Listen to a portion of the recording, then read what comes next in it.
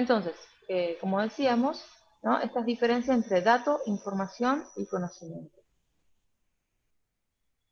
que nos hace pensar que el dato es un conjunto discreto, es decir, números consecutivos donde no hay ningún otro valor entre ambos, ¿no? Entre número y número, factores objetivos de un hecho real. El dato es como una mínima expresión, si se quiere, ¿no? Llevándolo a eh, a otras cuestiones que conocemos más del diseño, como si fuera el punto o algo por el estilo, ¿no? El dato es una unidad que podemos reconocer, ¿sí? Pero que en realidad no tiene eh, eh, otra validez si no está en relación con otras cosas.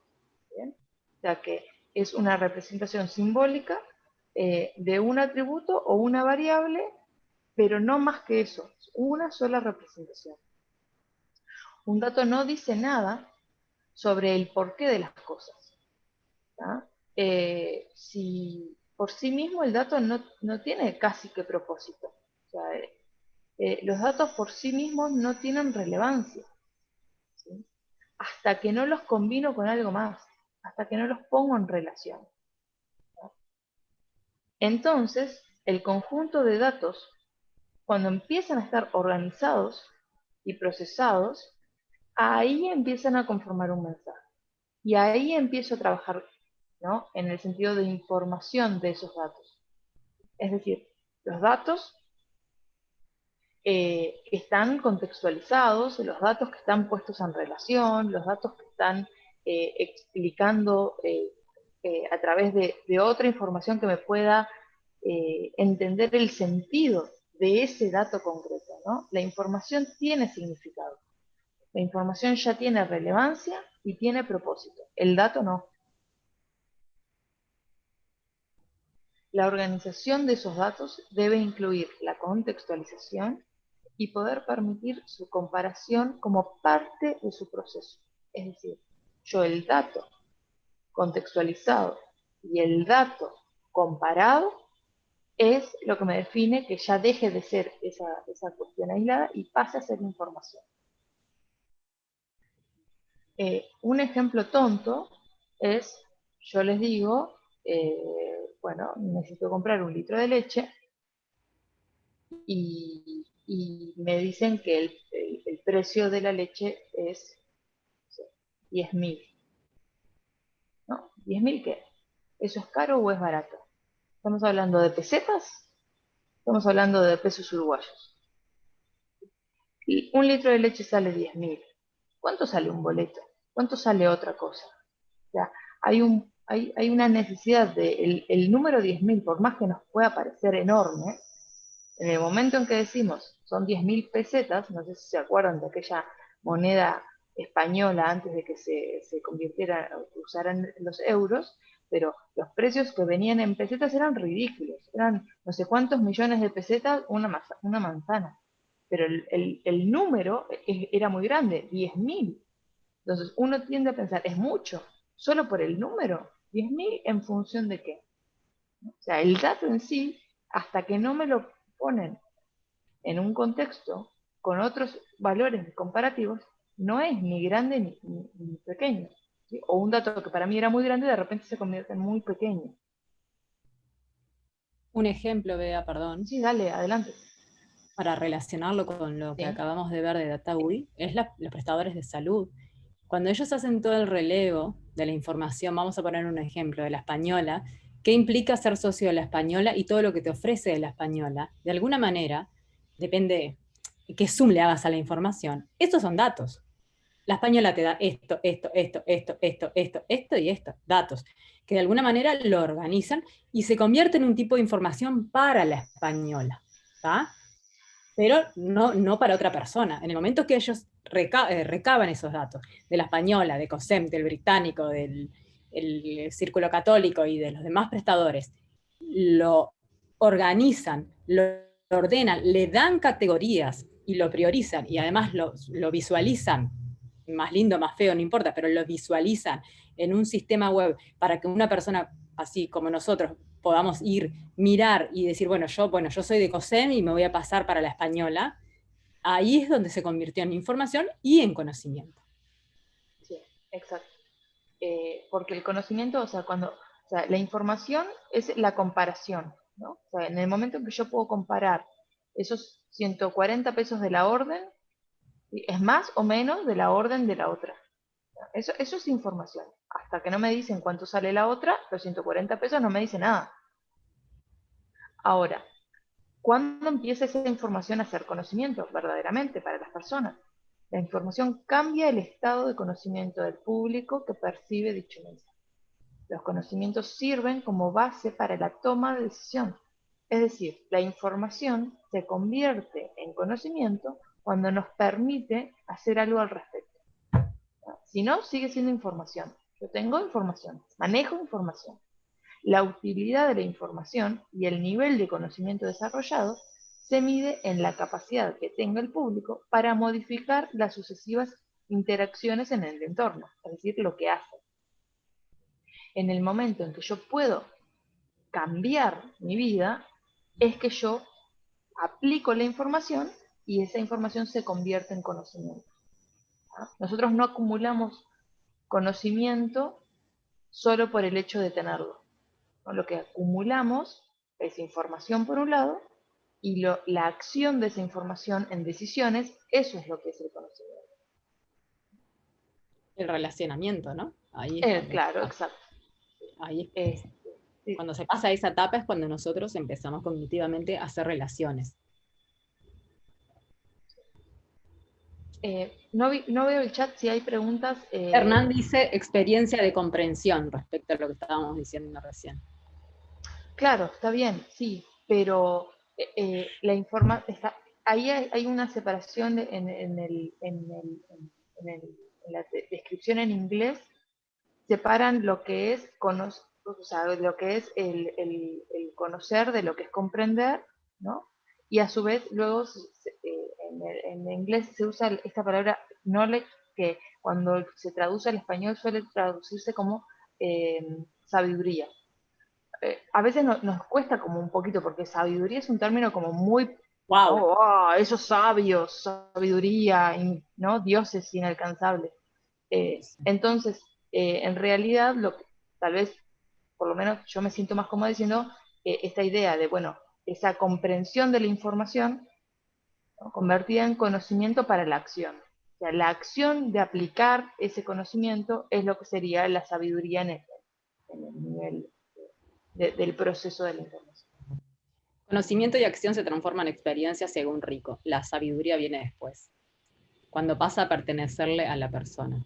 ¿Quién es Rico? ¿O me perdí alguien? Rico, rico, ¿no? Esteban Rico te referís, ¿no? Al argentino, nuestro amigo Rico. Uno de ¿Cátedra la, Rico? ¿La uno de la cátedra Rico? bibliografía, ¿eh? Está en la Claro, bibliografía. sí, Rico, Rico. Rico, Ah, de nuestro la amigo cátedra. Rico. Sí. Sí, bueno, de la cátedra de la persona, ¿no? Ese señor alto y gordo. Estamos grabando, perdón. Iba a hacer otros comentarios, me voy a recluir los comentarios. Pero sí, bueno, sí, sigue un poquito. Después podemos ampliar en este proceso, ¿no? Eh, cuando estamos hablando de estas etapas de trabajo, ¿no? Para empezar a editar el material, tenemos que entender que una de las etapas fundamentales es esto que hablamos de examinar la información. Es decir, ustedes van a entrar a los distintos drives y van a encontrar una serie, ¿no? De soportes de información. Algunos son PDFs, otros son Word, otros son tablas, otros son, ¿no? Excel, no sé, hay videos, hay de todo realmente. Entonces, en ese acercamiento a esa información tenemos que entender algunas cosas que parecen sencillas, ¿no? Uno dice, ah, pero esto es obvio, pero que implican como un hacer las paces, ¿sí? Para lo que es el proceso. Primero esto, ¿no? Entender que esa información procede de distintas fuentes, es decir, las hizo distinta gente. ¿Ah? Por lo tanto, hay veces que no coinciden en la terminología, o hay veces que se refieren a lo mismo de distinta manera, y nosotros tenemos que hacer un esfuerzo de entendimiento como decimos, ¿viste? El macheo, digamos. ¿no? Es decir, esto es equivalente a esto otro. ¿Ah? Además, se encuentran en distintos soportes y presentan diferentes sistemas de codificación. Un poco, Tonga lo contaba, ¿no? Muchas veces están en unidades y hay que procesarlas para que puedan ser comparables, ¿no? Y llevarlas a un mismo código, porque hay veces que están, si bien están hablando de, no sé, por ejemplo, cantidad de personas, no hablan de la misma manera de cantidad de personas. Entonces yo no puedo simplemente sumar, ¿no? y comparar de la misma manera. Y a su vez hay que entender que esta información explica fenómenos dentro del caso de estudio de ellos, ¿no? Cada uno de estos documentos que nosotros les proporcionamos tienen una mirada, vienen de un grupo humano que tiene una disciplina, que tiene un objetivo, una intención de investigación, y que desde ese lugar explican el fenómeno. Por lo tanto, hay veces que nos encontramos que el mismo fenómeno está explicado de distinta manera, de distintas personas, ¿no? Entonces, antes de empezar, lo que tenemos que hacer es dominar esa información en la medida de lo posible. Ya sabemos que no es una tarea fácil, ¿ah? Entonces, no podemos empezar a editar, ¿no? Saber qué saco y qué dejo, ¿no? Si no tengo un dominio de ese contenido. Entonces, la información necesitamos leerla, necesitamos entenderla, necesitamos procesarla.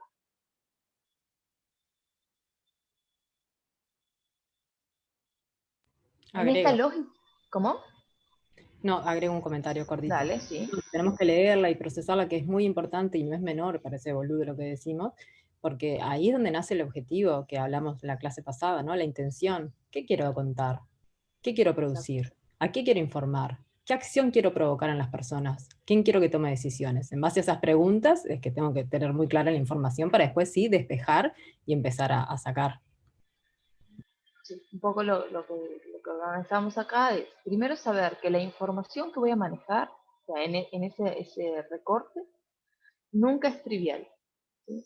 Si hay algo que da lo mismo, entonces que no esté. Después, lo que decía Emil recién, tenemos que definir nuestro objetivo. ¿Cuál es el objetivo? ¿Con qué objetivo vamos a trabajar sobre estos temas, sobre este grupo de información? Debemos definir a quién le vamos a hablar, más allá de que nosotros en este ejercicio puntualmente decimos nos vamos a quedar en un ámbito académico, igual, definamos, ¿sí? ¿Quiénes son esas personas? ¿Qué dominio de la información tienen? ¿No? ¿Qué entendimiento de estos temas? ¿No? Porque nuestra tarea es hacer entendible, ¿no? este conjunto de datos y por lo tanto tenemos que saber en qué códigos hablarle para que esa persona pueda entenderlos, ¿no? Y lograr destacar la información que queremos que se conozca, o sea, del objetivo que nos planteamos, de toda esa información a la cual estamos accediendo, qué es lo importante, qué es lo que queremos que se conozca, que trascienda, que pueda realmente ser utilizado. Entonces, con esto nos vamos a empezar a manejar en esas lecturas. La propuesta clara de la información tiene que estar, ¿no? Antes de pensar en el diseño. Creo que hoy el chino lo contaba varias veces, ¿no? Hizo como mucho hincapié en esto y para nosotros también es como fundamental. Nosotros primero tenemos que tener claro lo que vamos a decir, cómo lo vamos a decir, para luego empezar a pensar en sus lógicas o en sus claves visuales, ¿no? Definir cómo conviene mostrar esa información es un punto crítico en el proceso. Y por eso tal vez es el más como, eh, el que da más inseguridad, ¿no? El pasar de una etapa a la otra. Este, pero en realidad entendemos que con el proceso del esquema, esa tarea se facilita. Un poco como piensen en el esquema como una especie de mood board que pasa de lo conceptual al partido gráfico. Bueno, el esquema pasa de la información dura a lo que luego la pieza que voy a terminar diseñando. Gonzalo, tenés la mano levantada. Sí, no, yo iba a decir que eso está bueno el texto, ahora no me acuerdo el nombre, que era un tipo un nombre ruso. Hay uno que se llama What is Visualization. ¿Mm? ¿Sí? ¿Está bueno el texto? Contanos más. Me ¿Qué te quedaste pareció? confiado. Perdón, me silencié porque toqué otra pestaña. Ah, No, decía que hace una diferencia entre lo que es visualizar información y diseñar información. Como que una cosa es poner todos los datos y buscar encontrar esas estructuras que hablamos hoy, y otra cosa es tratar de transmitir esas estructuras a una persona que no necesariamente tiene que sentarse a estudiar todos los datos para verlas. exacto. Bueno, la idea, nosotros vamos a hacer las dos tareas, ¿sí? Pero en etapas distintas, ¿no? Bien. Solo como para tener en cuenta esto, pensando en esta audiencia y pensando en el contenido, tenemos que saber que las personas, ¿sí? Manejan una cantidad mínima o máxima de información que pueden recordar o manejar a la vez, ¿no? Y bueno, Miller, ya allá por mitad del siglo pasado, llegó a este número de 7 unidades de información, más o menos 2. Habría que volver a hacer el estudio eh, de campo, digamos, como para ver si esto sigue siendo así, si no es menos. Pero Miller lo que sostiene es que una persona que está acostumbrada, o sea, que tiene un manejo de memoria, ¿no? Y que está acostumbrada a leer y a manejar información, podrá tener 9, o sea, podrá dominar 9 unidades de información a la vez.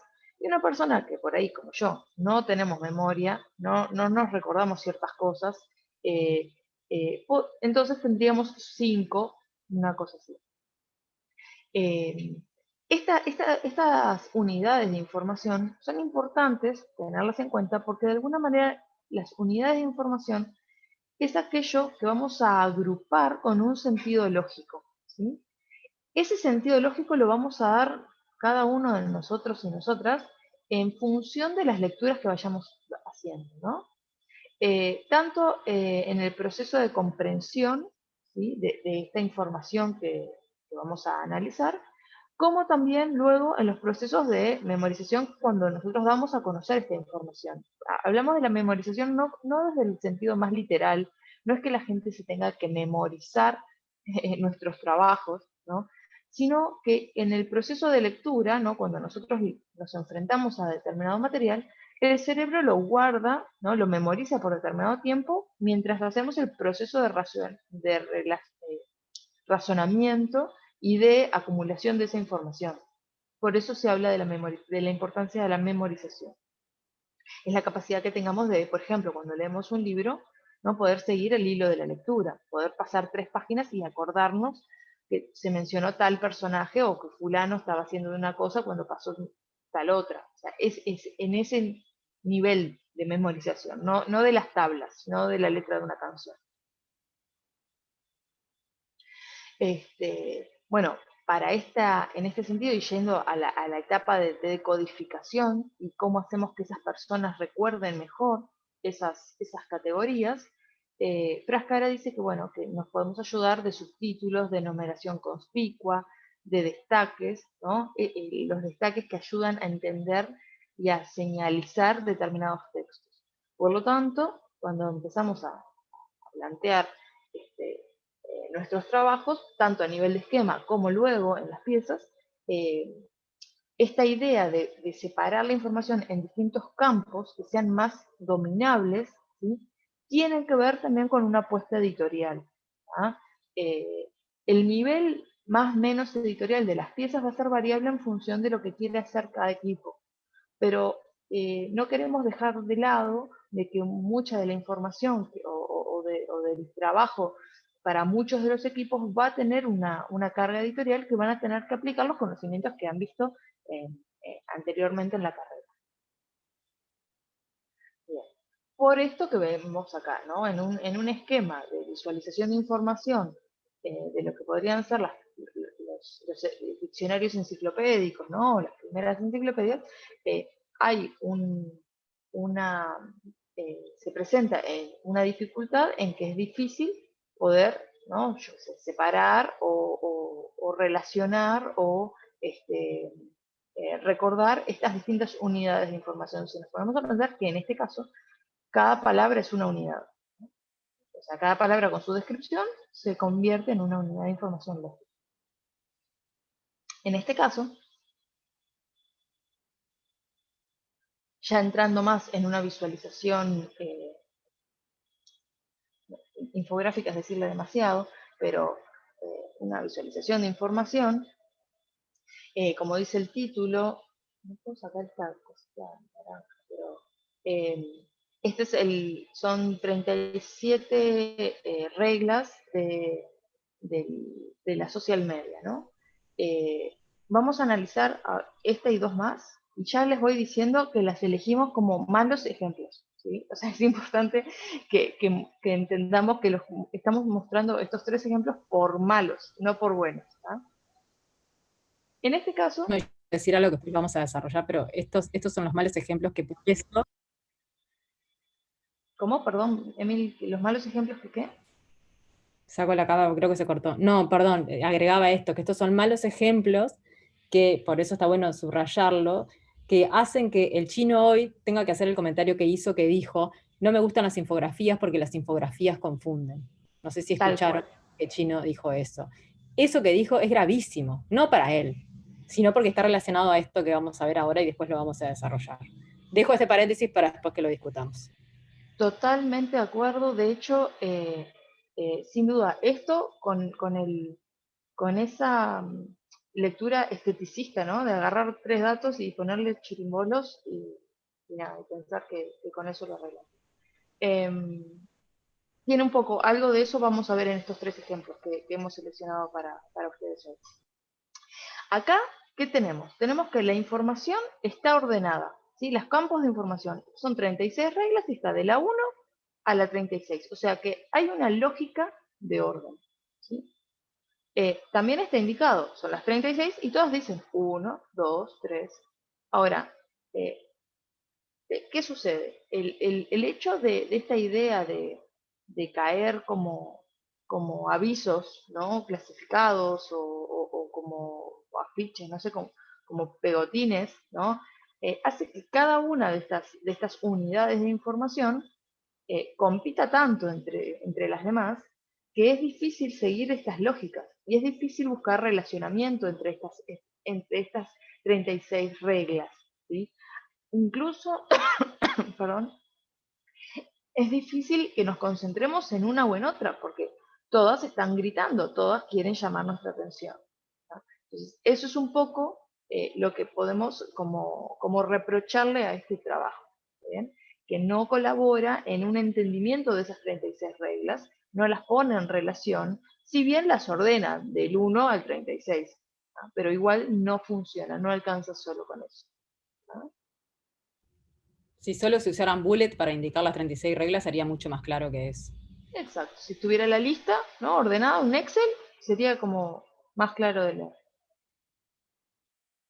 En este caso, esto es una de las funciones de los últimos tiempos de la infografía, que tiene que ver con, no digo que esté disfrazada en una campaña publicitaria, pero porque no está disfrazado, porque está como explícito que esto lo está pautando una marca de agua mineral, en el marco de las Olimpiadas del 2012, pero sí es utilizar, ¿sí? una estética infográfica, ¿no? Vinculando datos que tienen que ver con el agua y que tienen que ver con las Olimpiadas, pero no más que eso. No hay otro tipo de cruce de información más que este tipo de relación. A diferencia del otro, hacen un esfuerzo, ¿no? Hay como una croma más cuidada que trata de que uno pueda llegar a pensar que hay un relacionamiento entre un dato y otro, pero ni siquiera hasta ese lugar, ¿no? Ni siquiera en eso. En ese sentido, es como una evolución, ¿no? De este caso, en las unidades de información, acá hay como una mejora de lo que criticábamos recién, pero aún así, cada compartimento es aislado, es estanco, ¿sí? No me permite relacionar la información, ¿no? O sea, todos Quiero, hablan de agua, bueno, está bien, pero ¿y qué? ¿Qué tienen que ver las vacas con el residuo o con los gramos de fruta? ¿Se entiende? O sea, son datos puestos, ordenados, nada más. Emily, ¿vas a decir algo? Y además, la gravedad de esto, chiquilines, y recuerden bien este ejemplo porque después pasa y es un tema, la gravedad de esto no es solamente el relacionamiento que está diciendo Bea, sino la ilustración que maneja. Cada cuadrícula con información, vamos a ver el de Water que dice 10 millones, no sé qué, el water y las gotitas, es una ilustración que acompaña una información. Si vamos al del medio que dice árbol, flores, planta y pasto, que dice over, Sí, 4.000 árboles, dice, ¿verdad? sí. La única información es 4.000 árboles. Y hay un árbol ilustrado. En infografía, en visualización de información, las ilustraciones, las gráficas, los dibujos, la fotografía de alguna manera tienen que enfatizar esa información que yo quiero que llegue o que se comprenda. No es ilustrativa, no es tiro números, los hago más grande, más chico, y después le pongo iconos o pictogramas que decoran. Esa es la gravedad de la infografía que últimamente viene como mal difamada, ¿no? Y que por eso hoy el chino también hizo ese comentario. Es parte de esas cosas. Se ilustra, se decora con dibujos, con ilustraciones, con pictogramas que no aportan al conocimiento. Y en este, que es el último caso que vamos a comparar, también estamos yendo en una curva ascendente, ¿no? O sea, cada ejemplo tiene menos errores que el anterior, pero aún así están dentro de lo insuficiente, en el sentido de la comparación o el relacionamiento de la información. En este caso, vemos que está también organizado en los distintos plataformas de redes, ¿no? Que podemos encontrar el Google+, el Instagram, LinkedIn, Pinterest, Twitter, Facebook, ¿no? Y en ese sentido trabaja como un cuadro de doble entrada. Nosotros en el eje vertical podemos ver la información asociada a cada una de estas plataformas con una croma que acompaña el identificador, ¿no? Y particularmente en el último de las columnas, digamos, o sea, de las filas, perdón, podemos tener una lectura comparada entre las distintas columnas, ¿no? O sea, en esta fila yo puedo ver que, bueno, en este momento, que era hasta en el 2014, teníamos que Pinterest tenía 20 millones de usuarios activos, Twitter tenía 241 millones, Facebook 1 billón, Instagram 200 millones y así sucesivamente, ¿no? Ahora, esto, que es lo que lo convierte en un cuadro de doble entrada y es lo que me permite que entonces yo sí tenga como una lectura comparada de este valor de información, no se aplica en el resto de las categorías, ¿sí? Es decir, yo acá estoy comparando cuántos usuarios en Pinterest son femeninos y respecto a masculinos, esa información no la encuentro en Twitter, no la encuentro en Facebook, no la encuentro en Instagram ni en ninguno de los demás, ¿tá? Y entonces hace que este dato, de nuevo, sea, ¿y qué significa? Ah, mira, en Pinterest la mayoría son mujeres. ¿Y? O sea, ¿qué puedo sacar en relación respecto del resto de las plataformas? ¿Serán todas mujeres en el resto de las plataformas? ¿Se aplicará lo mismo? O sea, hay una intención de cruce de información que al final no se logra, ¿sí? Y de nuevo, eso hace que esta organización al final no termine siendo efectiva porque solamente hay como pocos elementos que se pueden cruzar, ¿no? O sea, lo mismo. Es como que me invitan a pensar que puedo comparar las plataformas, pero en realidad no las puedo comparar, porque la información que me dan de cada una no es cruzable, no es comparable. ¿Está bien? O por lo menos no en todos los escenarios, no en todas las dimensiones. Y por eso consideramos que también está mal. Emil, ¿querías agregar algo? Sí, ¿Ok? relacionado a eso, lo que dice Gonzalo, la clave está en las relaciones. Sí, están las relaciones, ¿tá? Pero también está en la visualización de información más allá, además de las relaciones. Y vuelvo al mismo ejemplo, o sea, en las relaciones, como dice Bea, y en esto que les voy a citar, sí, a describir. Ahí en Pinterest, si vas a ver mujeres y 17% varones, lo mismo, ¿no? Esas dos cifras, o esos dos datos, se ilustran con el icono que representa a la mujer y al hombre, ¿tá? Eso es lo que hablamos en la diapo anterior, pasa lo mismo. Ilustran algo que a nosotros no nos sirve, no nos aporta, nos decora, nos confunde. Eso no se busca en las infografías. Y lo otro es el poder de la visualización. ¿Y por qué? Estamos acostumbrados a los números. ¿Por qué queremos visualizar información? ¿Por qué trabajamos en eso? Porque seguramente si yo lo visualizo en el espacio, en una dimensión, y comparo que mi ojo entienda que es 7 es esto, yo visualmente ya voy a tener otro impacto que me lo hace entender de otra manera para poder abarcar esa diferencia. Si lo importante, justo en el Pinterest no es algo muy importante a menos que haya otras conclusiones, ¿no? Pero si lo importante es saber, wow, ¿qué diferencia sucede? Como pasó algo de Data UI, que habló de las calles mujeres respecto a la cantidad de calles nombre de varones, ahí la dimensión del espacio, el poder de visualización, el poder nuestro como diseñadores gráficos de saber cómo poder representarlo gráficamente para que haya un impacto visual en el ojo que luego va al cerebro y ahí es donde se produce esto de, sí, hay una diferencia. Ahora, si yo lo miro así, 83-17, no estoy logrando nada más que datos. ¿Se A mí, entiende? como se visualiza tipo abajo, por ejemplo, en el número de usuarios, no sé, eh, Exacto. tipo más de 1 billón de usuarios en Facebook y, no sé, en Google la mitad, por ejemplo. Correctísimo. Ahí el tema, eso, perfecto, la observación viene por ahí. Pero ahí justo en este ejemplo, porque es un mal ejemplo también, es qué tristeza, ¿no? Ver esas barras ahí tiradas con unos números gigantes al lado. ¿Qué quiero hacer yo? Como dijo Bea, que ahí es un acierto que hacen ellos, comparan. Yo tengo que poner esas barras juntas, no las puedo ver aisladas, porque el ojo ve una sección y ahí es donde hace las relaciones inmediatamente. Para hacer una relación rápida y optimizar justamente lo que queremos hacer, esas barras deberían ir juntas, pegaditas, unas a la otra y el número abajo. Digo esto porque no es casualidad, o sea, no es casualidad, no es un capricho esto de unir las bandas, porque tiene que ver con el proceso que hacemos nosotros cognitivamente para entender la información y lograr ese impacto que queremos. El Sí. impacto de entender qué es lo que queremos comunicar, dónde está la diferencia. Y a eso Si le no voy a agregar, combinación, sí.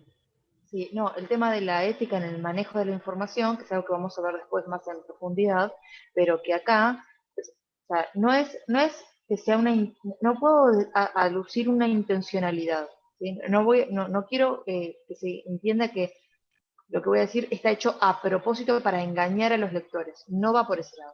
Pero si nos fijamos la forma, ¿no?, de los elementos, acá están todos en igualdad de condiciones en el circulito, ¿no?, de los pictogramas de las distintas redes, pero cuando los vemos aquí en cada una de las gráficas, Instagram no está en igualdad de condiciones del resto porque su morfología es diferente y justo el color que eligieron, todo hace que visualmente nuestro cerebro agrande este pedazo de barra, ¿se entiende? Porque coincide demasiado la forma del pictograma con la barra. Y en ese sentido hay una malformación, digamos, de la información que puede llegar a inducir engaño. Entonces, hasta ese nivel tenemos que cuidar cuando trabajamos en manejo de información.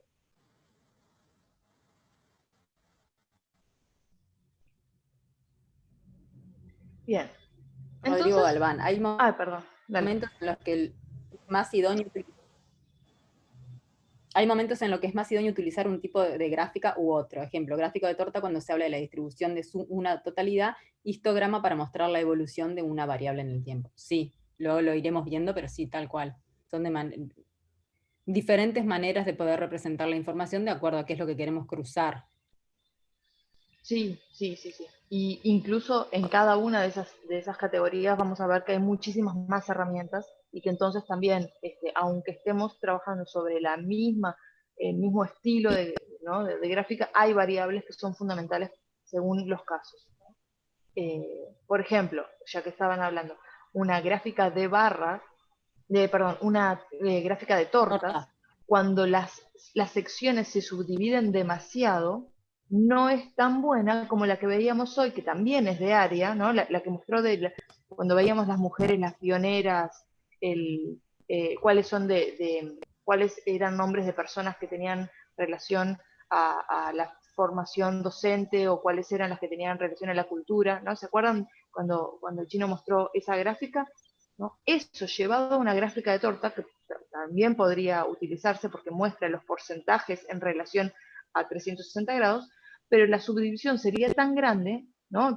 Y hay algunas que quedarían tan pequeñas que me costaría entender el gajito que le corresponde a uno y el gajito que le corresponde al otro. Entonces, aún en la misma tipología, digamos, de reparto de la información en el espacio, puedo encontrar que hay modelos de gráficas o de esquemas que me van a servir más que otros. Pero todo eso, no se preocupen, lo vamos a ir viendo clase a clase. ¿tá? Ahora estamos en esta etapa anterior, que es, bueno, acercarme a la información, ¿no?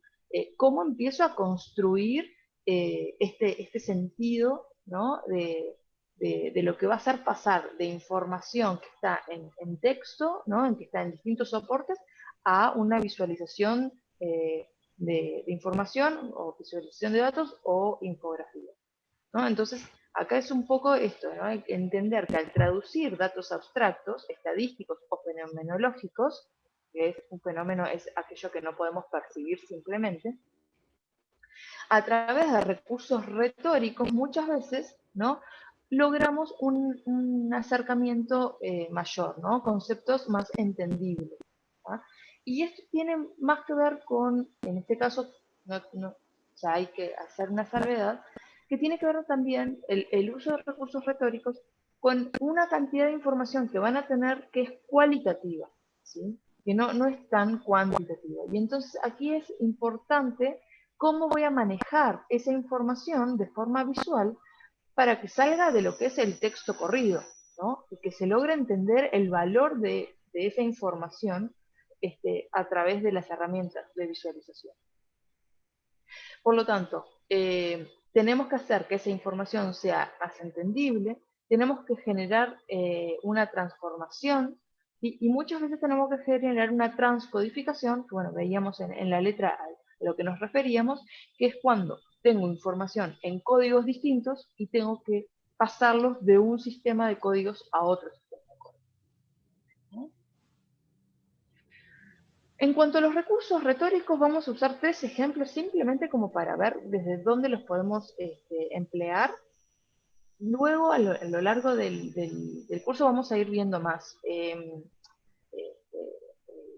Por ejemplo, más adelante, si vemos el del arbolazo o cosas por el estilo, vamos a ir como entrando y recordando que parten de recursos retóricos. Recuerden las 3 grandes grupos, ¿no? de recursos retóricos: la metonimia, en este caso la asociación de la luz roja, ¿no? con el servicio del trabajo sexual, que tiene una construcción cultural, histórica, ¿no? Y es a su vez ese recurso de la luz con el tamaño, en un caso de un LED y en el otro de una bombita, para referir la diferencia de tamaños en relación al porcentaje de personas que contratan servicios sexuales. En este caso, también la idea del uso del pan, este es un trabajo que ya tiene bastantes años, de Jaime Serra, que es un infógrafo, se podría decir, un visualizador y un artista, que lo recomendamos, ¿no? O sea, búsquenlo, googleenlo, tiene varios videitos también, es en español, pero estuvo trabajando en Argentina durante un tiempo y cada tanto sigue haciendo trabajos para el diario La Nación, bueno, para otros más, pero por lo general es famoso por esa intervención. Y que acá lo que plantea es esa asociación entre el pan, ¿no? y el salario, lo que cobraban los argentinos en esta época. y la subdivisión de ese pan, cómo se reparte el pan. El pan usado como metonimia de la comida, ¿no? De lo que llevo a la mesa, ¿no? El sueldo es el pan que llevo a la mesa. Y acá también el juego donde el sector que debería ser más grande, ¿no? Porque estamos hablando de cantidades, y ese representa el 42%, o sea, más grande que el resto, pero en realidad, como se refiere a aquel grupo de personas que tiene menos de 500 pesos, ¿sí?, para subsistir, ese recurso de decir, bueno, entonces no pongo la hogaza de pan que le corresponde en porcentaje, sino que dejo las migas. O sea, marco la evidencia de la falta de ese pan, ¿no? Y la sensación de las migajas que refieren a el poco ingreso que tienen esas familias. Entonces, toda la construcción fotográfica lo que hace es tomar partido, ¿no? Esta manera de representar la información, que no pasaría en una gráfica de barras, ¿no? Empieza a tener un tono de denuncia, ¿sí?, que está dada por este efecto que está dando a partir de la construcción fotográfica, ¿no? ¿Se entiende? Porque queremos hacer este hincapié porque, de nuevo, hoy hablábamos de lo importante que era que ustedes piensen a quién le están hablando y qué toma de posición tienen respecto del tema, ¿no? Entonces, eso tiene que estar evidenciado desde el principio. Cada grupo tiene que tenerlo claro para cuando van a construir y a buscar los recursos que acompañen ese sentir o ese objetivo que ustedes están trazando. Sí, y acá creo que tiene, por eso, cómo se procesa el texto. Los textos y las unidades de información se procesan diferentemente a cómo se procesa la imagen. Por eso es importante, insistimos con las figuras retóricas a veces, más allá de que justo en este módulo vamos a trabajar con más visualización que infografías en general, pero porque las unidades de información se entienden y analíticamente, y las imágenes tienen un poder de comprensión global y tienen un peso, las imágenes retóricas, ustedes lo saben porque ya lo vieron en el afiche, un peso que no lo tienen los números tirados ni los textos corridos como en un párrafo. Por eso es importante. Entonces, más allá de esas 4 numeritos, que en realidad es una infografía, es una visualización bastante simple, esta de los salarios que no alcanzan, es mucho más fuerte el impacto de ver las migajas que seguramente de ver ese 42,6%. Por supuesto que acá hay un apoyo, ¿no? Y parte de la infografía, de la visualización de información, tiene que ver cómo se articulan las imágenes con los datos y con la información. Pero ahí está el gran poder de la imagen, y por eso es tan importante para justamente llegar a causar el efecto, ¿no? O el impacto, o ese mensaje profundo, porque uno tiene que analizar, ¿qué es lo que querés que entender? Bueno, acá quiero entender que casi el 50% de las personas se quedan con las migajas. Es el único mensaje que hay que entender, no hay mucho más para entender. Es lo mismo la infografía, la visualización que vimos la clase pasada con lo de Espeleta, las fotos a esa mujer que le faltaba la teta y el otro que tenía la operación del timo. ¿Qué es lo que se quiere transmitir? La gravedad de haber puesto esa torre. Por eso lo importante de la fotografía o las imágenes retóricas para apoyar los mensajes que queremos.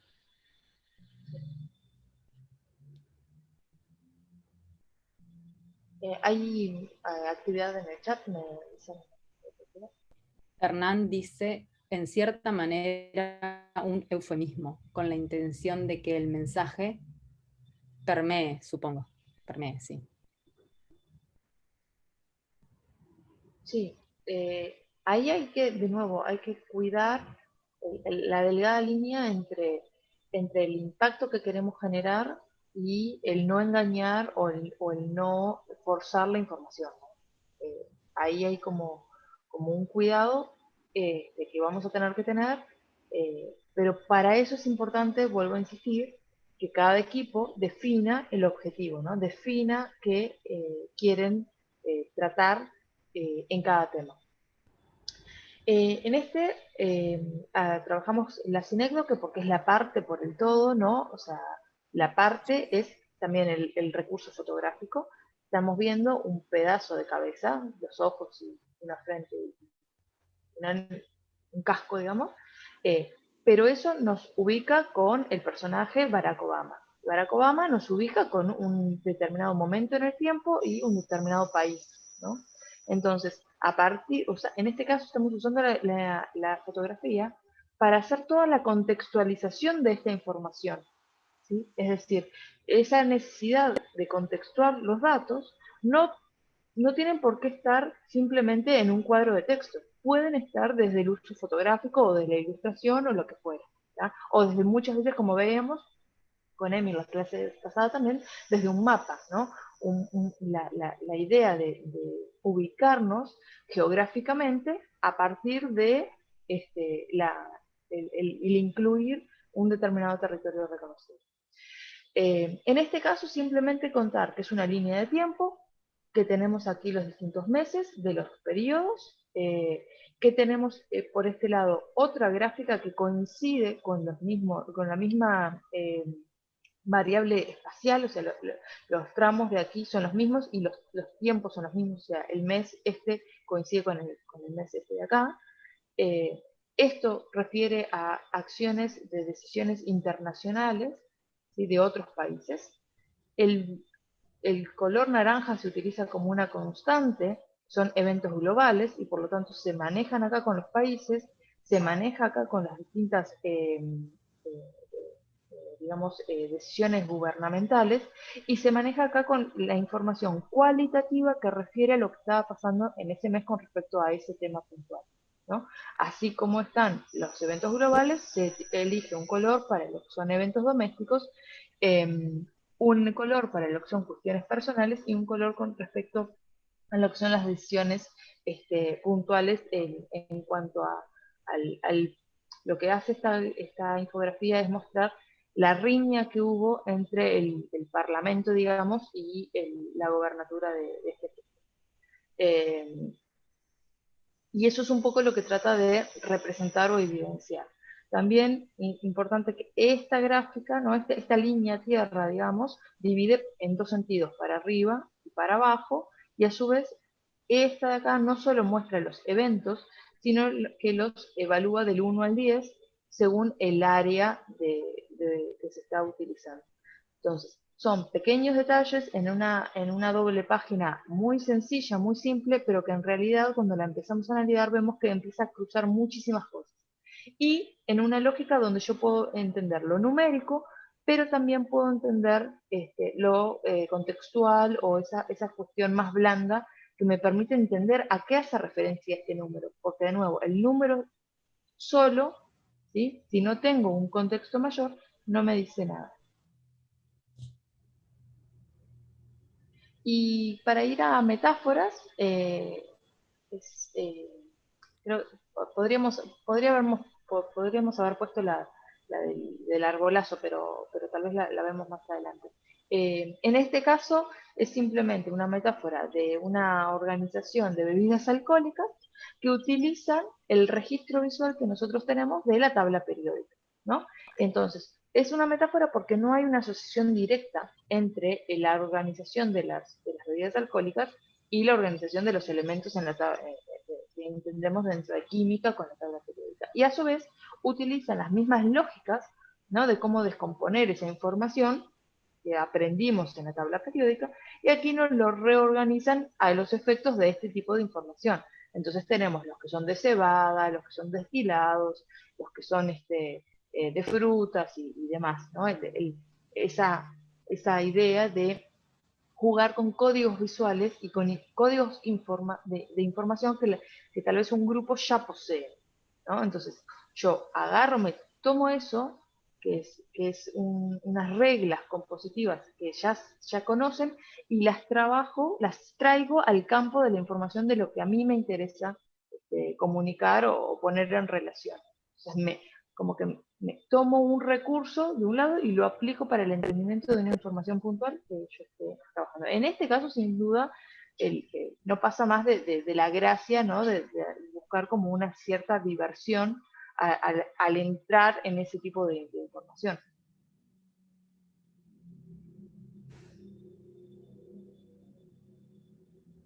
Si querés mostramos la del arbolazo.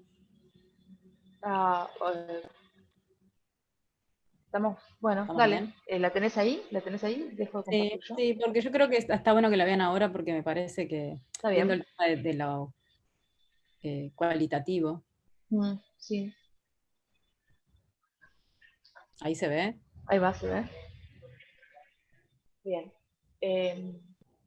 Es interesante este trabajo porque podríamos decir que es una doble metáfora, ¿no? Es la metáfora de una metáfora, ¿no? El uso metafórico de una metáfora, ¿no? Cuando nosotros nos enfrentamos al árbol genealógico, ese recurso, el árbol genealógico, ya es una metáfora, ¿no? Nuestras familias no tienen ramas, no tienen savia, ¿no? Nos unen, esa idea de qué nos une, ¿no? O sea, una persona se casa con otra o se une, una unión libre, tienen descendencia, esa descendencia se une con otro, tiene descendencia y puedo ir para adelante y para atrás, ¿no? O sea, puedo ir a ver a la descendencia y puedo ir a ver la ascendencia. En función de desde dónde me paro, unos determinados cruces familiares van a construirse en raíces, ¿no? Lo que vino antes, y los que vengan después van a ser esas ramas que van a florecer, ¿no? Y va a mostrar cómo el clan se expande o se agranda, ¿no? Básicamente eso es lo que entendemos por árbol familiar. Ahora, en este caso, eh, esa metáfora de árbol familiar es reutilizada para explicar lo que es el efecto, digamos, de protestas o reivindicaciones eh, a lo largo de la historia en Argentina, ¿no? Y muy relacionada con el cordobazo eh,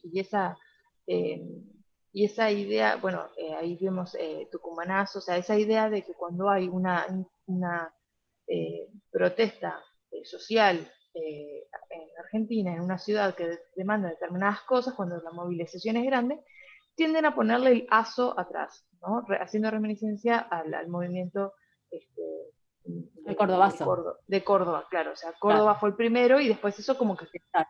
que se quedó. Y aquí lo que estamos viendo es entender esas movilizaciones o entender esa lógica de protesta social, de dónde surge, ¿no? ¿Cuáles son esas raíces que tienen que ver con los movimientos independentistas y que tienen que ver con esas figuras históricas, ¿no? Que luego tuvo un tronco muy fuerte en determinado momento, que fueron esas bases, que es lo que podemos, estás mostrando tú acá en la mitad, cuando vemos esas pancartas, Miren, ¿no? Ese las dibujo. raíces importantes de las revueltas populares en Ahí todo va. el mundo, ¿no? Pero en este caso, bueno, cómo nace del comunismo, el peronismo, el socialismo y el anarquismo, ¿no? Esa es la raíz fundamental de todas estas revueltas que se empiezan a dar. Acá luego sucede en la huelga general, Revolución Rusa, bueno, acá en este caso lo de Perón, la Revolución Cubana en el 59. Esa es como otra capa, ¿no? Otra capa sobre las raíces como el comunismo, el peronismo y el socialismo, etcétera, que son las raíces que terminan construyendo, ¿no? O dando a luz a el tronco fundamental de estas revueltas históricas en Argentina, que fue el famoso Cordobazo el 29 de mayo del 69. Y a partir de ese Cordobazo que después empiezan a suceder, bueno, todas otras revueltas populares que se dan en otros lugares del país, ¿no? Y esto empieza a subir. Pasan los años Este, hasta 2010. claro, pero hay Y una zona, ¿sí? Del árbol que podemos notar que está diezmada, ¿no? Hay una zona que fue atacada, hay una zona donde esas ramas dejaron de crecer.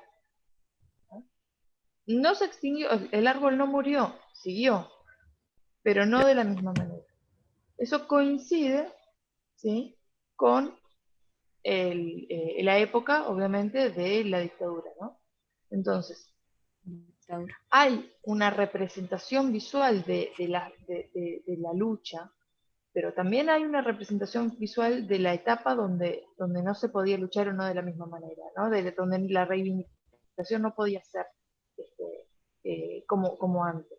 Entonces, esa diferencia, ¿no? de los movimientos de protesta llevadas al árbol, ¿sí? tiene que ver con esta idea de poda, tiene que ver con esta idea de sequedad, tiene que ver con esta idea de unos insectos que atacan, ¿no? O sea, Como peste, esto, ¿no? Que atacó. exacto.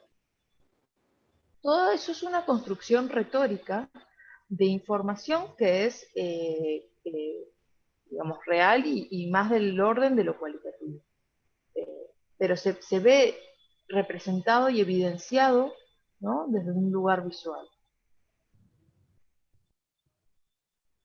Sí, donde uno después luego entra al detalle y bueno, y empezás a ver exactamente cuáles fueron, como dice Plan Austral, Teoría de dos demonios, Plan Martínez de Oz, que muchas cosas obviamente es argentina, yo no tenemos ni ahí claro exactamente lo que fue porque es parte de la historia argentina, pero que bueno, vas entrando y vas entendiendo qué fueron esos planes o acciones o sucesos o procesos, eventos que sucedieron en determinado momento de la historia que hicieron eso. Sí. La rama que continúa, o sea, que no logran como que Matar. luego matar, que luego vuelve a florecer, ¿no? Es esa que dice denuncia y resiliencia. Y por otro lado, se acompaña con una serie de eventos que, o sea, que igual pudieron como continuar o subsistir. Hubo una resistencia y hubo una, como una acción más clandestina, pero la hubo, ¿no? Entonces, eh, eh, nada, ahí están las fechas, ¿no? O sea, hubo alguna serie de acciones que permitieron que esta otra rama, ¿tá?, mantuviera, ¿no?, algunas de sus hojas. Y otra cuestión que queremos destacar es cómo la representación de la lucha o la representación de lo que son estos movimientos están elegidos a través de, por ejemplo, la quema de neumáticos, ¿no? Entonces, cómo esa persona, cuando vuelve, o sea, cuando el árbol retoma, es una persona que está llevando un neumático, ¿no? Más arriba vemos personas juntando los neumáticos y más arriba vemos personas quemando los neumáticos. Esa traslación de un elemento que es claramente reconocible de un tipo de denuncia, ¿no?, que acá también lo podemos ver, cómo es utilizado, ¿no?, así como el lanzar una piedra, ¿no? Ese gesto de lanzar la piedra, ese gesto de quemar el neumático, es una cuestión que es claramente decodificable, ¿no?, en lo que quieren representar, ¿no?, porque lo podemos asociar muy fácilmente. Entonces, en este caso no es fotográfico, es ilustrativo, es ilustración, pero igual ese recurso de la construcción de la imagen para asociarlo, ¿no?, es algo que se logra. Es un poco lo que pasaba con el pan. El detalle del hombre, como vos decías, del neumático, que es como que atravesó la rama, ¿no? Logró la resistencia y la denuncia, sobrevivió y va con la ruedita y acá es como que se incorpora, no es menor.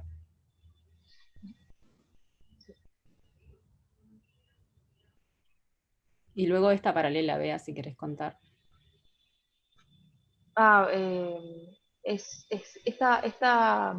Este trabajo viene acompañado con una línea de tiempo, ¿no? O sea, si bien el árbol es una línea de tiempo, pero no está, o sea, podemos seguirlo en las fechas, ¿no?, de cada una de esas burbujas o de esos círculos, como cuestión aislada, pero tiene un orden establecido que se compara, o sea, de alguna manera se acompaña por una voz de un actor que aparece, ¿no?, por fuera del árbol, que aparece como analizando, ¿no?, en una calidad más académica, que hace como una presentación de cuestiones que tienen que ver con esta idea de contextualizar, ¿no?, de decir, bueno, está bien, pero acá hay que considerar tales cosas, tales años, pasó tal cosa, y entonces nos juega como una especie de contrapunto, ¿no?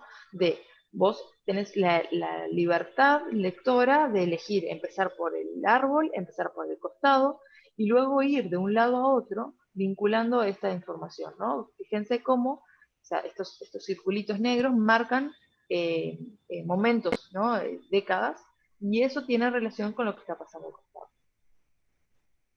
Claro, y acá sumo esto, por ejemplo, vamos a poner este ejemplo, ¿no? 70, en esta línea de tiempo, en los años 70, acá tenemos la Guerra de las Malvinas. No es casualidad, acá en este momento, Margaret Thatcher es la primera ministra de Inglaterra, ¿no?, que fue la que impulsó la banderada de eso. En ese momento Salvador Allende de la Unidad Popular, presidente de Chile, son cosas que te va contextualizando, que no es menor que en ese momento político mundial esté sucediendo, y por eso teníamos este resultado en Argentina. ¿Tá? ¿Por qué hago hincapié en esta comparación? Porque tomo las palabras que dijo uno de los compañeros que estuvo del instituto, no es del instituto, bueno, de los compañeros de Tongas, no me acuerdo el nombre, cuando habló de lo que es la segregación, y cuando hablamos del ejemplo de la basura, respecto a, el que es español, Sergio. Sergio. Sebastián, era con ese, perdón, Sebastián. Sergio del Barro. Bueno, pero era con ese, yo recordaba eso. Sebastián. Cuando hablé de esto, lo de la basura, lo de la segregación, lo de los barrios, lo del acoso sexual callejero, es una concatenación. Amé esa palabra, ya la conocía, obvio, pero la amé para usarla justamente acá, y es lo que está pasando. Y esto es un buen ejemplo de una concatenación, ¿no? Y lo que pasa con esto que van a ver ustedes ahora en este módulo es lo mismo. No es aislado el acoso callejero, no es aislado la segregación, no son datos aislados que ellos estudiaron y analizaron, igual que esto. No es aislado que la guerra de las Malvinas y justo Thatcher asume, y Pinochet y no sé qué, y no sé qué, y no sé cuánto. Todo se da en un contexto que se relaciona, y una cosa es como causa y efecto, ¿verdad? Por eso es importante lo de la visualización de información, en este caso es una infografía cualitativa, porque no es un dato aislado. Ustedes tienen que hacer comprender a la persona que sea por qué sucede. Pero el por qué sucede está relacionado a un conjunto que, si no lo visualizamos, si no lo relacionamos, imagínense en esta misma infografía, que en este caso es, bueno, la historia de Argentina en las revueltas populares, en un libro, en párrafo, seguido. Sí, el libro entero. O sea, acá creo que lo que está nosotros podríamos comprar un libro que sea las revueltas populares, ¿no? En la historia argentina. Sería el libro. Acá nos lo están mostrando en un afiche, ¿no? En lo que es un póster infográfico. Esto tiene tamaño de póster. Entonces, lo que hace es eso, es condensar, pero no está simplificando en el sentido de recortando, no me está quitando información, me la está procesando desde otro lugar para que podamos verla en una sola pieza, ¿no? En vez de leernos el libro entero. Y ahí es donde data el poder de la visualización de información, y por qué es tan importante. Y esto bueno. también... Sí, Hernán. No, igual creo que sí, que el libro podría, o sea, esto en realidad lo que da es como ese pie a que uno se interese también por la historia y pueda luego ir a buscar en ese libro que desarrolla con detalle y demás, que puede participar, o sea, que esto puede estar dentro también y jugar con la data que ahí se Sí, desarrolla. pero sí, estoy de acuerdo, en algún porcentaje de la población lo va a lograr, pero también hay que saber que cada vez la gente lee menos libros, ¿no? Entonces, hay una cuestión en esto de hacer comprensible la información y accesible la información, hasta dónde, qué tipo de soporte elegimos, ¿no? O sea, que está buenísimo que sea de ida y vuelta, pero hay veces que tenemos que contar que no va a ser de ida y vuelta. Entonces, tenemos que sacarlo del libro y ponerlo en otro tipo de soporte. No, y sumo esto que decís, Hernán, que hoy la educación misma se está cuestionando, ¿no? ¿Para dónde vamos? Justamente con la masa de información, con la lectura y todo eso, donde ya tiene otro poder la imagen y la relación de información para justamente que el conocimiento sea más profundo, y no leerte una masa de libros. No sé si se entiende a dónde voy. Hay todo un tema con los libros, ¿eh? Ya en el 2005, la UNESCO sacaba una denuncia sobre el monopolio de la información y del conocimiento del lado de las editoriales. Editoriales, sí. Entonces, por eso, que es algo que Wikipedia vino a romper un poco, ¿no? Y por eso fue tan criticada y sigue siendo criticada hasta ahora. Principalmente por este grupo de sabias, académicas y académicos. Y otra cosa importante también de este ejemplo, por eso la idea era que lo vieran ahora, es su característica, en este caso, de póster infográfico cualitativo. se dan cuenta que no tiene números, no tiene gráfica. Y no por eso, en este caso, deja de ser una infografía. Bien, Dejo compartir dale y ese icono. sigo compartiendo yo. Vamos a ver si mi computadora va a permitir. No, tengo que salir de acá y volver a entrar.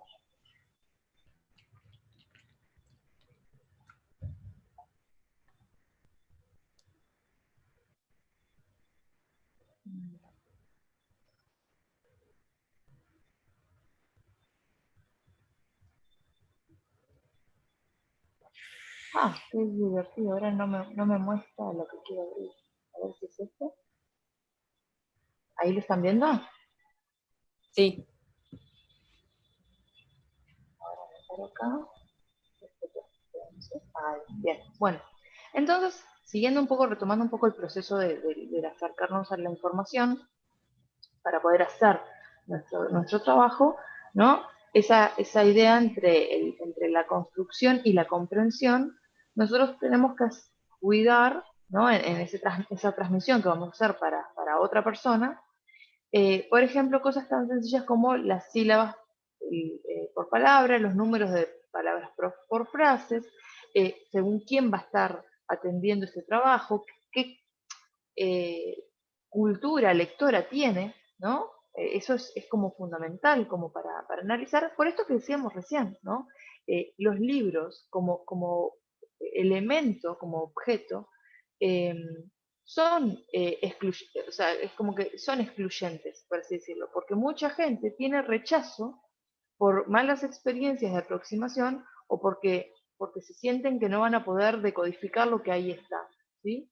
O sea, por extensión o por complejidad, ¿no? Por lo que sería la lectura, la posibilidad de lecturabilidad que hay sobre ese soporte.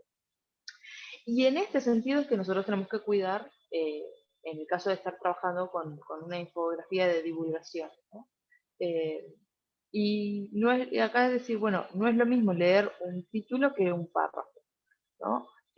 Cuando nosotros leemos un párrafo podemos permitirnos palabras que no entendamos, porque vamos a seguir entendiendo por contexto, ¿no? El resto de la información nos va a dar una idea de más o menos a qué quiere decir una palabra que no entendimos. Si ya los titulares no los entendemos, eso genera una barrera, ¿no? Yo me separo de esa información y entiendo, eso no es para mí, porque yo no lo estoy pudiendo decodificar. En ese sentido, es importante saber esta relación que hay entre los títulos y los subtítulos, ¿no? Muchas veces a los subtítulos se les llama el título oculto, que es aquel que realmente guarda la relación con el tema que voy a trabajar. O sea, yo tengo un título, que es como una cuestión más, no digo comercial, pero sí como romántica o vendedora, ¿no? De enganche. Y en la bajada, en su subtítulo, ahí explico de qué va la información. Eso es como una forma de no ahuyentar a las lectoras y a los lectores. En este caso, simplemente también un ejemplo de una infografía de carácter editorial, es una doble página, lo podemos ver claramente por su construcción, donde hay una conjunción de información escrita, ¿sí? En cantidades considerables, con lo que es la relación de una ilustración que combina distintos recursos desde una ubicación, ¿no? Más geográfica, una construcción histórica, una relación de cómo sucede en el arriba y en el abajo de esas profundidades desde el mar, ¿no? Relaciones esquemáticas y diagramas visuales a través de la ilustración que me explican, por ejemplo, por qué se hunden y cómo es el sistema de flotación de, en este caso, las ballenas.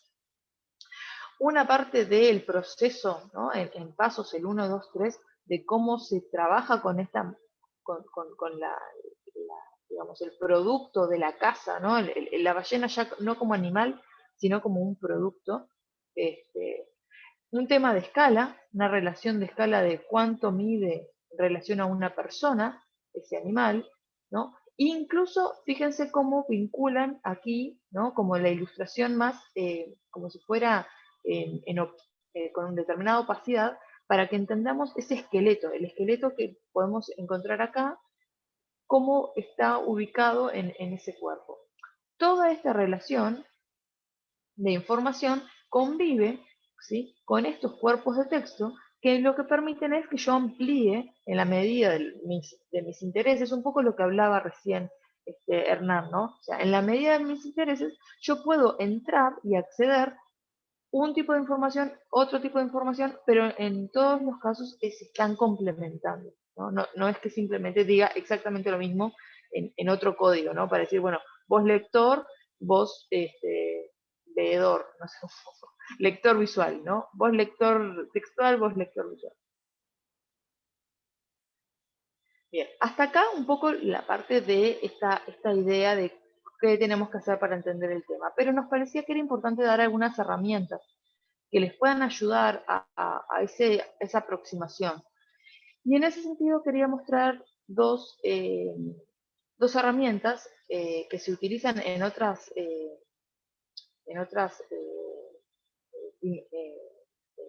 disciplinas, como puede ser el periodismo, ¿no? Para acercarnos al entendimiento de un fenómeno, ¿sí? O entender cómo suceden las cosas. Y en ese sentido estamos trayendo lo que es por un lado la estrella y por otro lado el cubo, ¿no? Son recursos en la búsqueda de ideas elaboradas desde cero hasta generar el esquema, ¿no? La idea es que ustedes empiecen a trabajar con preguntas para poder construir el esquema del tema que sobre el cual van a trabajar, tomando como punto de partida el concepto o eso que ustedes quieren transmitir. Bueno, ¿qué es lo más central para mí? ¿Dónde quiero hacer foco? ¿Qué es lo que quiero comunicar?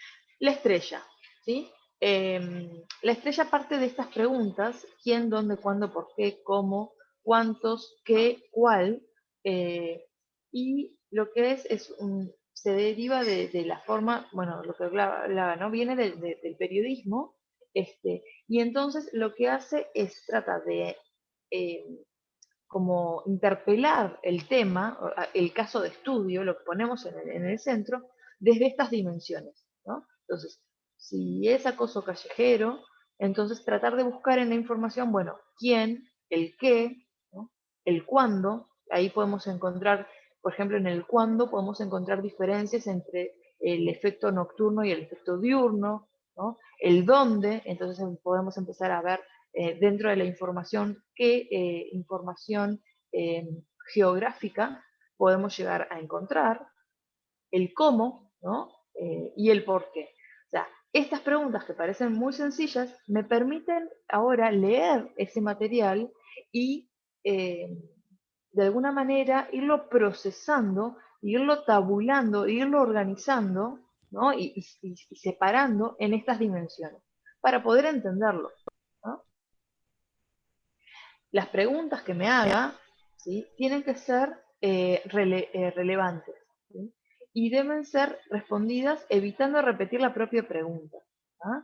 La idea, lo que nosotros estamos buscando con esta herramienta es encontrar nuevos puntos de vista sobre esa información. O sea, no es simplemente sintetizar el quién que ya está planteado en el documento, sino es preguntarnos ese quién desde el lugar que nosotros nos paramos, desde el recorte o desde la intención que tengamos. Por ejemplo, cuando vamos al cubo, en realidad tenemos menos dimensiones, ¿no? La estrella tiene como ese abanico de preguntas. El cubo tiene unas determinadas dimensiones. Consiste en estudiar las 6 caras, ¿sí?, de un posible hecho a partir de describirlo, ¿no? Y esta descripción es cómo es percibido el hecho, compararlo, relacionarlo, analizarlo, ¿no? Entonces, de esa manera vamos a tratar de ver este hecho que estamos eligiendo en cómo es percibido, por qué es de determinada manera, y luego aplicarlo y argumentarlo, ¿no? Lo que se puede decir a favor o lo que se puede decir en contra de ese hecho. Estas dimensiones nos permite, de nuevo, tener otro tipo de acercamiento al problema y poder analizarlo desde distintos lugares. Pueden elegir uno u otro o pueden incluso aplicar los dos, hacer la estrella primero y el cubo después, porque son complementarios, no se eliminan uno a otro. ¿No? Entonces, trabajar con la información dura a través de estas herramientas permiten elaborar la información, madurar los conceptos y empezar a relacionarlos, ¿no? Encontrando estas vinculaciones entre las distintas fuentes. El cubo es más guiado que la estrella y facilita el trabajo para aquellas personas que les cuesta formular preguntas. Algunos me dirán, pero ¿qué dificultad puede ser formular una pregunta? La idea es que la pregunta sea realmente compleja, ¿no? Que no sea simplemente quiénes se ven afectados, ¿no? No, es decir, bueno, en ese quiénes tenemos que reformular o pensar desde un lugar que realmente la respuesta a esa pregunta me arroje información nueva o me arroje información relevante. Así que con esto sobre la mano, con el cubo, con la estrella, luego de haber leído esa información, nos podemos poner a construir nuestro esquema.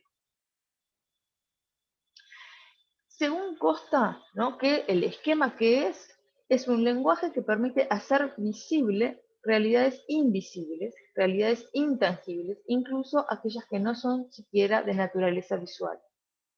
Este es un ejemplo que me gusta mucho, que encontramos de casualidad, y es una representación del entendimiento humano, del conocimiento humano de determinada época en Francia, y podemos entender dentro de esta esquema, o sea, del esquema de los campos que se están analizando, ¿no?, del entendimiento, o sea, del conocimiento humano, y la importancia que se le daba en determinado momento a la memoria, que es el primero de las columnas, la razón, que es la segunda de las columnas, y la imaginación, que es la tercera de las columnas.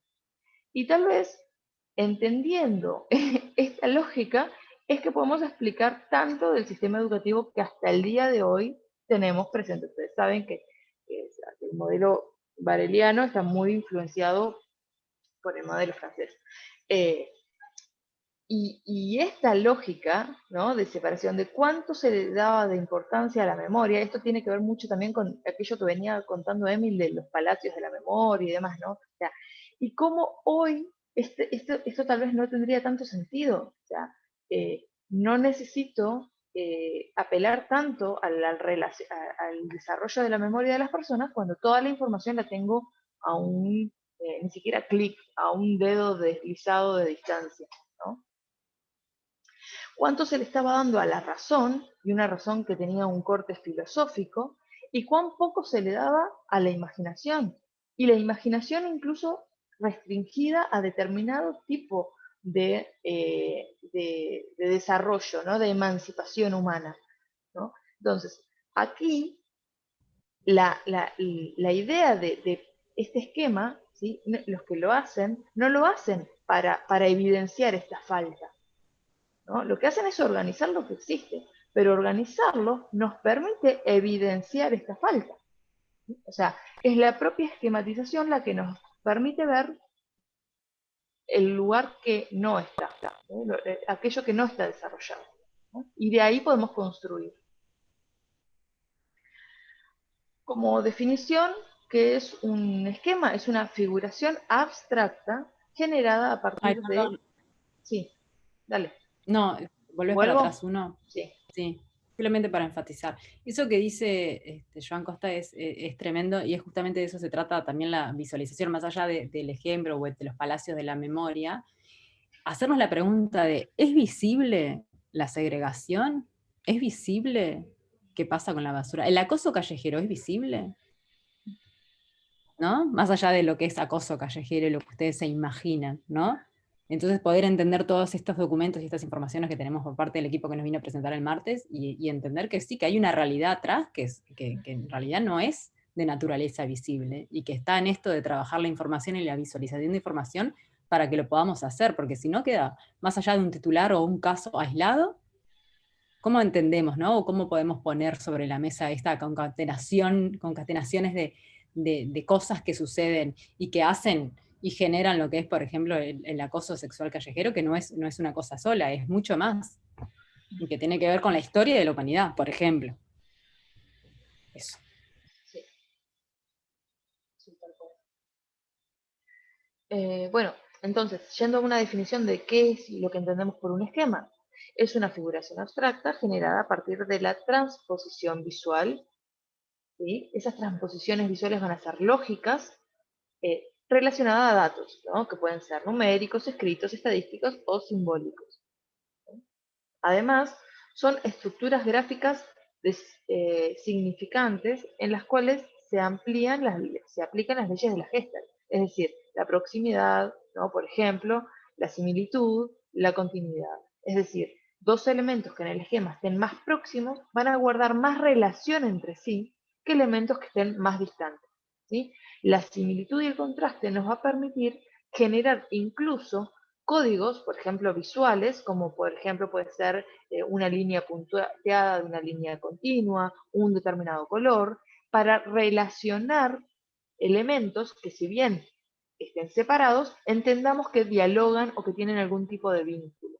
Otro de los elementos fundamentales de los esquemas son los vectores, ¿no? Esas líneas que unen un campo de información con el siguiente. Y respecto a los vectores, es sumamente importante tomar en cuenta la terminal del vector. Es decir, ¿es de doble relación, o sea, tiene flecha para los dos lados, o es de un factor sobre otro factor, ¿no? En ese sentido, la flecha es unidireccional, me marca una dirección de acción o de relación entre un elemento y el siguiente. ¿Ah?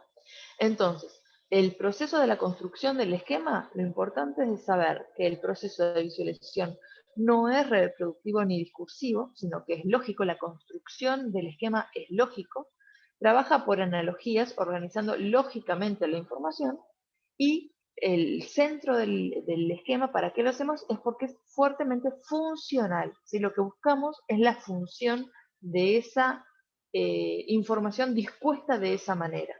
Los lugares que ocupa la información son sumamente importantes en función de lo que nosotros querramos transmitir.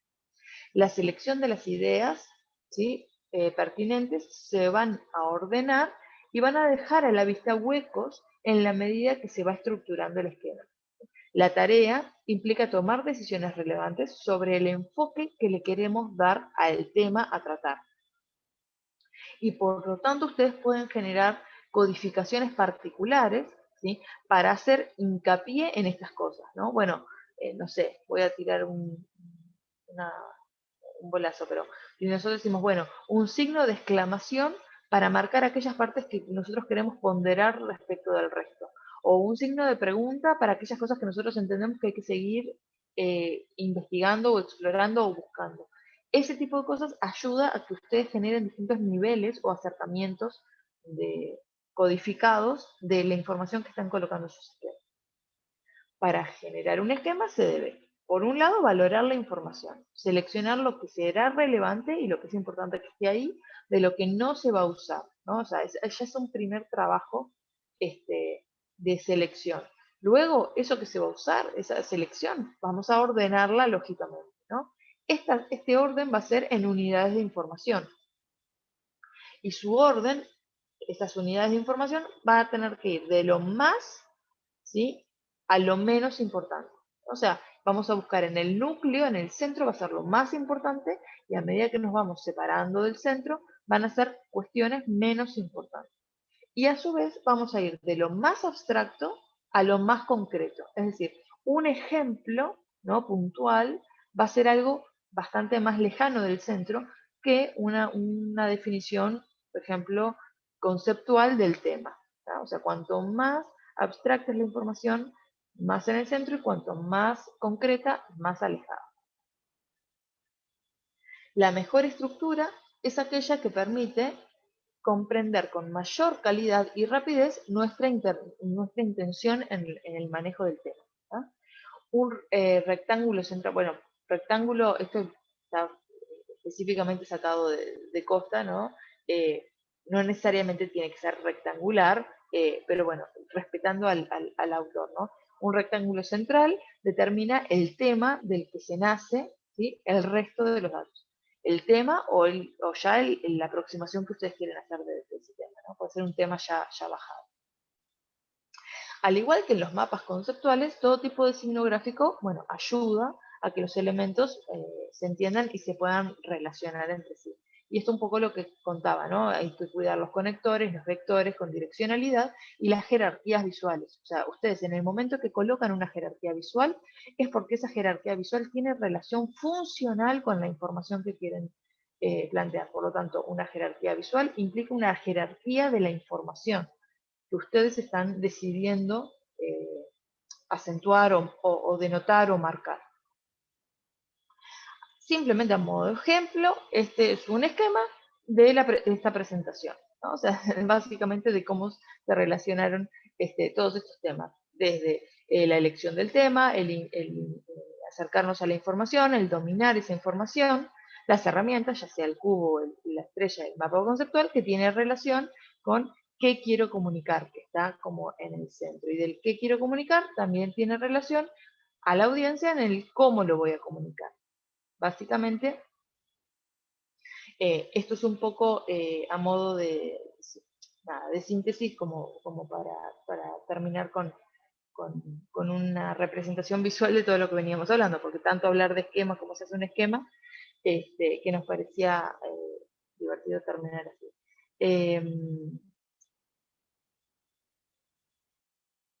Ahora lo que queda es que cada grupo empiece como a plantear, a trabajar en sus esquemas, y sabemos que la definición de las estaciones depende de nosotros, pero por lo menos empiecen a trabajar en el tema que más les interesa, ¿sí? O sea, no dejen para el viernes empezar, o por lo menos empiecen a leer, a hacerse del material, y sobre todo les aconsejamos que empiecen por el de segregación, porque el de segregación es común a las 3 estaciones. Entonces, no importa en qué estación les toque, tienen que hincarle el diente a segregación. Así que ahí hay como un pique que nos parece importante. La complejidad del esquema, esto también como lo vamos a seguir trabajando, de sus trabajos, no va a ser tan sencillo como esta presentación, porque el tema que tiene para abordar es bastante más complejo de lo que veíamos hoy en la presentación.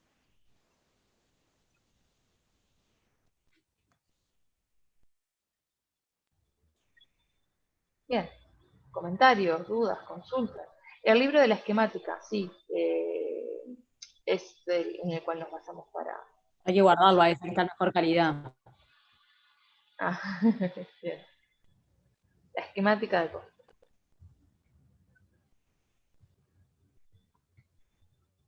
¿Dudas, comentarios, consultas? ¿Se entendía esto que decía? Ah, perdón, dale, Joco. Hola, ¿cuándo se Hola. van a confirmar los temas? Y para la clase, o sea, primero, eso es importante, ya todos los grupos pusieron en el Drive, Esa es la pregunta. porque nosotros tenemos que tener esa información para armar los grupos, ¿sí? Para armar las estaciones. La idea es que si entre hoy y mañana, ¿no?, todos ponen los temas en el Drive, ahí podemos armar los equipos, o sea, las estaciones, y el viernes ya arrancamos en las estaciones. ¿Dónde está el Drive?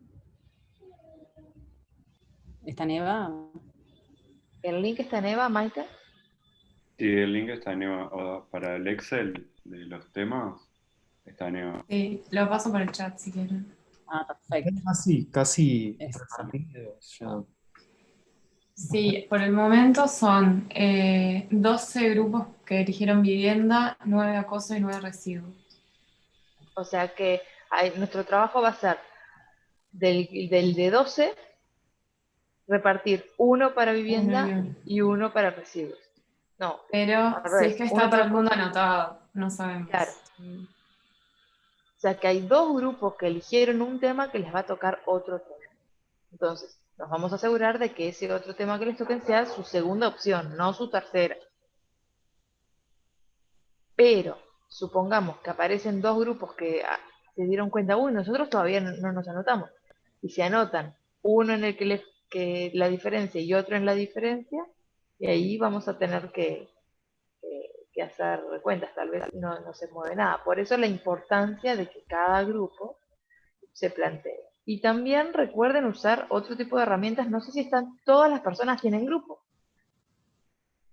Entonces, también comuníquense entre ustedes a ver si hay alguien que le falta grupo, ¿no? O sea, que eso también tenemos que atenderlo, resolverlo. En el caso de que queden personas que no se pueda resolver para la clase que viene, es decir, nosotros tengamos las estaciones, pero todavía nos falte gente, como docentes podemos, no me gusta la palabra intervenir, tal vez ayudar, ¿no? A decir, bueno, gente que busca gente, cómo unimos, Colaborar. colaborar.